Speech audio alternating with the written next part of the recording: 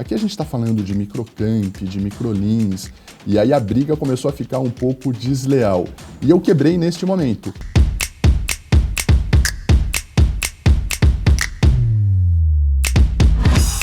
Uma das grandes riquezas que nós temos aqui no nosso programa Entrevista 50 CIOs é conhecer histórias inusitadas. E este nosso convidado dessa entrevista de hoje, o Juliano Di Conte, traz insights maravilhosos. Juliano, mais do que um prazer poder te receber aqui, obrigado pela sua generosidade de compartilhar a sua história. Muito bem, Renato, super obrigado pelo convite. É uma honra estar aqui contigo, conhecendo a Casa NetGlobe. Estar aqui contigo, tendo a oportunidade de compartilhar um pouquinho da minha história, da minha trajetória profissional, é uma alegria enorme. Obrigado mais uma vez pelo convite. Muito legal, Juliano. Nós que te agradecemos. E aqui no nosso programa a gente começa do início.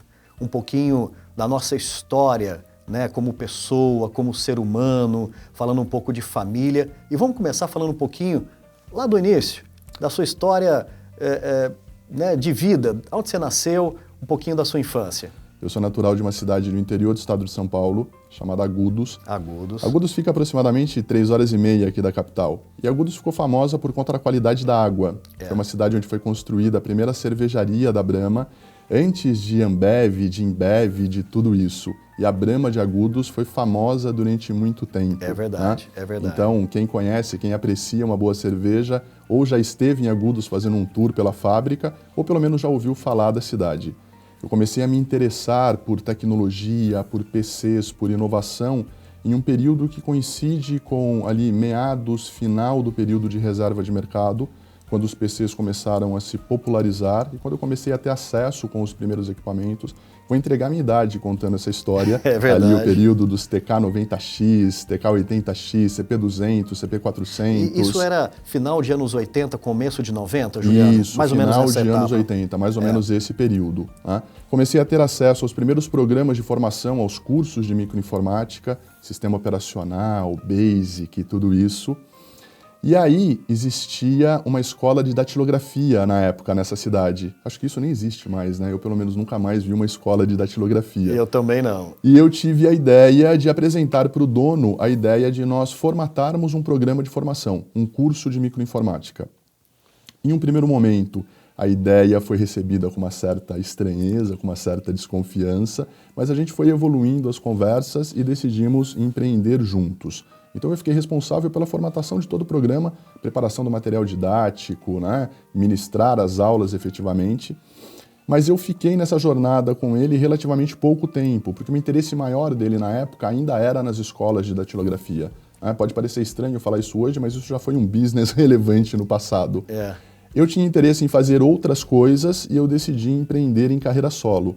E foi um momento incrível da minha vida, memórias que eu guardo com muito carinho, porque eu era um jovem, conhecia um pouquinho de tecnologia e quase nada de negócio e decidi seguir nesse caminho.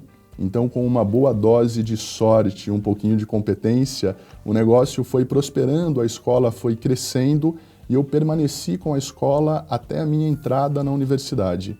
Né? Então, esse foi o início da minha carreira no mundo de tecnologia. Juliano, aí você começa a empreender. Então, você viu que o início da tecnologia, para você, era você se dar a liberdade, né? A chance de poder ter um negócio próprio. Exato. Né? E como que foi isso? Né? Ou seja, conta um pouquinho dessas passagens, porque elas são muito ricas. Né? Ou seja, você chegou a quebrar um negócio então e depois partiu para uma outra? Quebrei.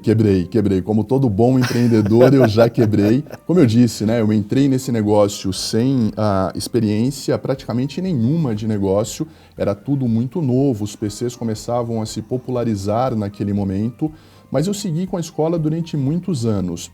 Em um determinado momento, quando isso começou a se popularizar mais, você deve se lembrar bem desse período, Sim. Começaram a chegar as grandes redes de escolas com formação em microinformática. Aqui a gente está falando de microcamp, de microlins, e aí a briga começou a ficar um pouco desleal. E eu quebrei neste momento. E esse momento ele coincide com o término do meu ensino médio, eu fiz um curso técnico em processamento de dados, e a entrada na universidade. A minha formação inicial é em análise de sistemas, acho que nem existe mais hoje curso de análise de sistemas, né? A coisa mudou muito. Mas durante a universidade eu tive a oportunidade de participar de um programa, de um processo seletivo para um programa de estágio no Grupo Philip Morris. Fui um dos estagiários selecionados, então a partir desse momento começa efetivamente a minha carreira no mundo corporativo. Eu tive a sorte de começar a carreira em um grupo grande, bem estruturado. Participei de praticamente todos os grandes processos de reorganização do grupo. Então, o primeiro grande movimento, a separação da unidade de tabaco da unidade de alimentos. Depois, a criação da divisão Kraft Lacta Sulchar. Depois de algum tempo, a entrada da Warner Lambert. Depois, a chegada da Pfizer.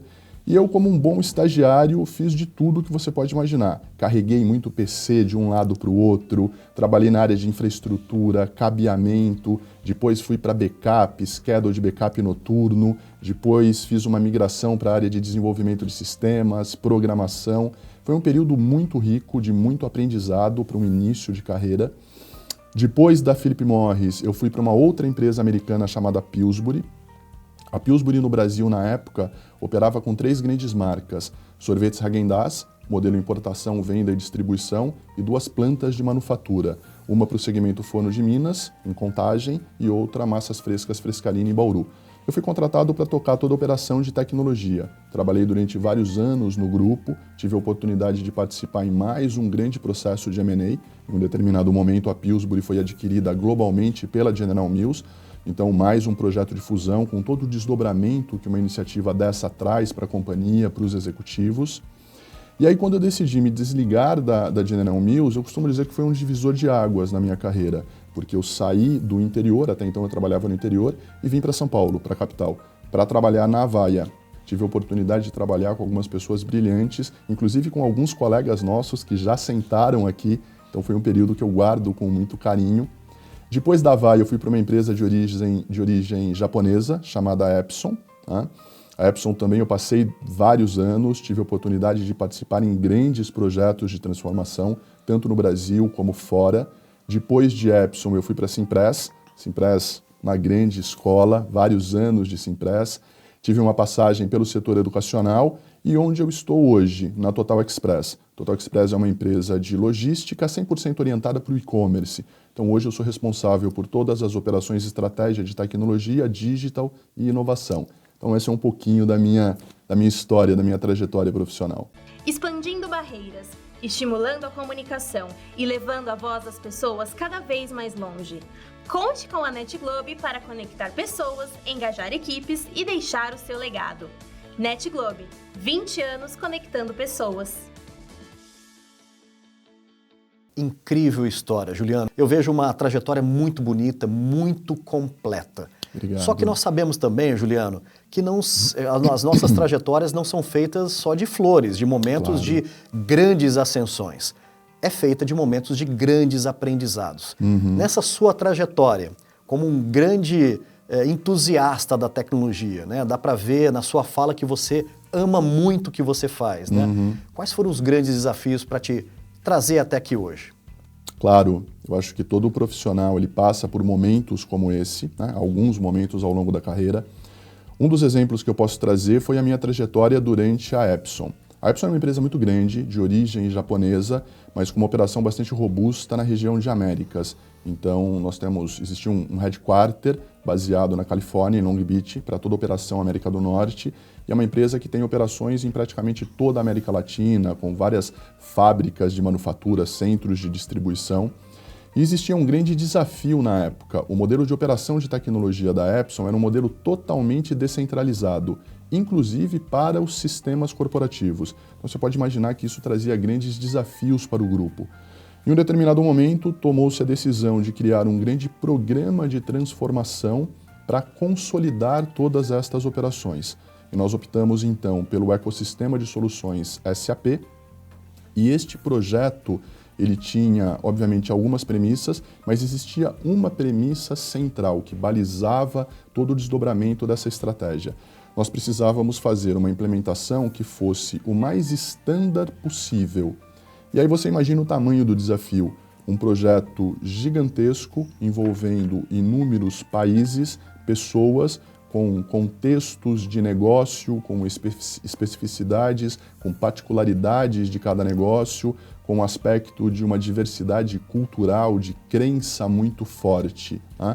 Então foi um dos grandes desafios na minha carreira, engajar todos os colaboradores, manter todo mundo com o mesmo espírito para fazer uma consolidação, para fazer uma grande harmonização de processos de negócio. No final do dia era isso que importava, para que nós então definíssemos esse framework e pudéssemos partir para essa implementação, que no final do dia visava a substituição de grande parte dos sistemas legados da companhia para esta nova plataforma, para esse novo ecossistema que foi criado. Então esse, sem sombra de dúvidas, foi um dos grandes desafios que eu tive ao longo da minha carreira. Muito legal. Juliano, você está tocando em pontos muito importantes. Eu queria trazer aqui uma reflexão que nós, né, do mundo de tecnologia, sempre trazemos em conversas, que é a nossa capacidade de nós sermos líderes de pessoas. Nós somos muito apaixonados por tudo que a tecnologia traz, né, de satisfação, de facilidades, a possibilidade da tecnologia ajudar no negócio, na sua transformação, no seu crescimento.